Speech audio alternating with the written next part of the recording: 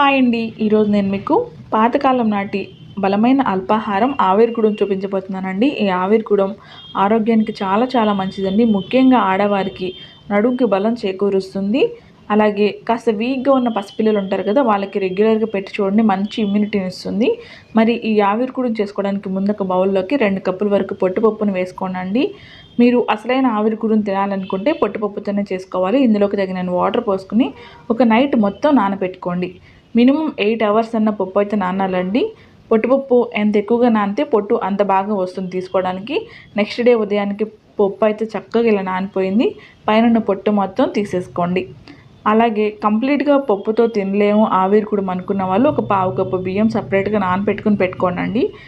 తినగలిగిన వాళ్ళు ఈ పద్ధతిలోనే చేసుకోండి. తినలేని వాళ్ళు మాత్రమే ఒక పావు కప్పు బియ్యాన్ని సపరేట్గా నానబెట్టుకోండి. ఆ బియ్యాన్ని కూడా ఈ పప్పుతో పాటే గ్రైండ్ చేసేసుకోండి. కడిగి పెట్టుకున్న పప్పుని గ్రైండర్లోకి వేసేసుకోండి. దీంట్లో ఎక్కడ కూడా వాటర్ యాడ్ చేయకూడదండి. మనం గారెల పిండి ఎలా రుబ్బుకుంటామో అలా ఉంటే సరిపోతుంది. మరి గట్టిగా ఉండకూడదు, మరి పలచగా ఉండకూడదు. గారెల పిండికి ఉన్నట్టు ఉంటే సరిపోతుంది. ఇందులోనే రుచికి సరిపడే ఉప్పును కూడా వేసేసుకోండి.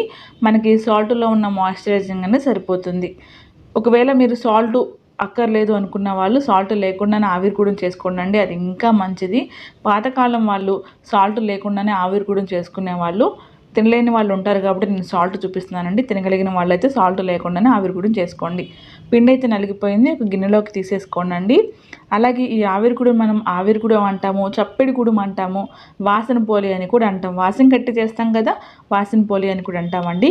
ఈ పిండిని మొత్తాన్ని ఒక్కసారి కలుపుకోండి. ఈ పిండిని పులో పెట్టకూడదు, అప్పటికప్పుడే వేసుకోవాలి. ఆవిరికుడుం తయారు చేసుకోవడం కోసం ఒక గిన్నెలోకి ఒక గ్లాస్ వాటర్ని పోసుకోండి.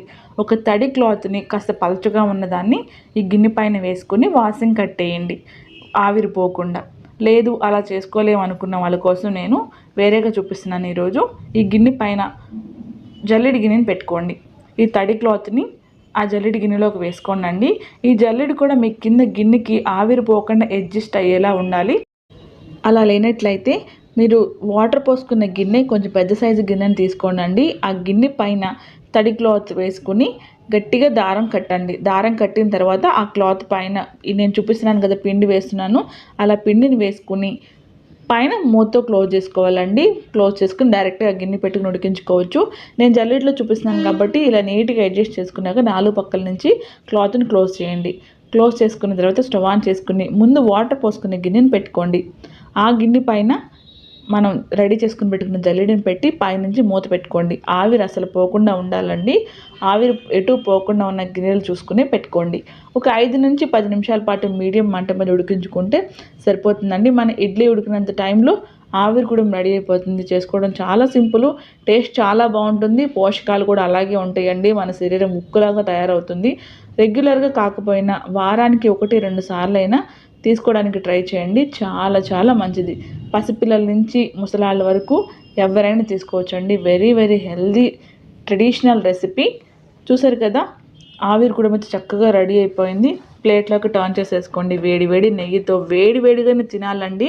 చల్లారకూడదు. ఆవిరికుడుము వేడిగానే తినాలి. అప్పుడే దాని టేస్ట్ అనేది తెలుస్తుంది. నేతిలో ముంచుకుని కారప్పొడి అద్దుకుని తినండి, చాలా కమ్మగా ఉంటుంది. చూసారు కదా ఫ్రెండ్స్, చాలా సింపుల్గా హెల్దీగా వేడి ఆవిరికుడుం ఎలా తయారు చేసుకోవాలో మరి మీరు కూడా మీ ఇంట్లో ట్రై చేయండి. మీకు ఎలా అనిపించిందో కూడా నా కామెంట్ సెక్షన్లో కామెంట్ చేసి చెప్పండి. ఈ వీడియో మీకు నచ్చింది అనుకుంటున్నాను. ఈ వీడియో నచ్చితే ఖచ్చితంగా ఒక లైక్ చేయండి. మీ ఫ్యామిలీకి, ఫ్రెండ్స్కి కూడా షేర్ చేయండి. మన ఛానల్ ఇంకా సబ్స్క్రైబ్ చేసుకోకుండా చూస్తున్నారా? సబ్స్క్రైబ్ చేసుకోండి. Thank you.